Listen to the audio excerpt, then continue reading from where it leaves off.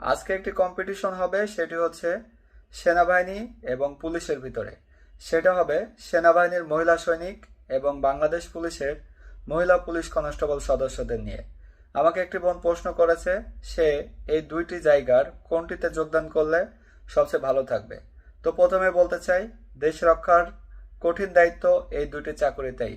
এখানে সম্মানের সাথে চাকুরি সম্পন্ন করা যায়, কিন্তু সব দিক দিয়ে বিবেচনা করেও বাংলাদেশ সেনাবাহিনীকে আমি এগিয়ে রাখবো।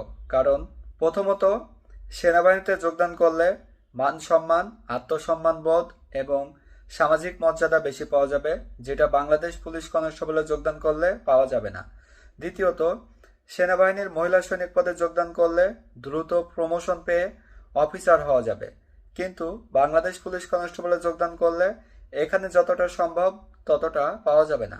ইভেন তৃতীয়ত, বাংলাদেশ সেনাবাহিনীর মহিলা সৈনিক পদে যোগদান করলে বিদেশে মিশনে যাওয়া যাবে, আর্থিকভাবে সচ্ছল হওয়া যাবে, একটা মোটা অঙ্কের টাকা পাওয়া যাবে, কিন্তু বাংলাদেশ পুলিশ কনস্টেবলে যোগদান করলে সেই সুযোগটা নাই বললেই চলে।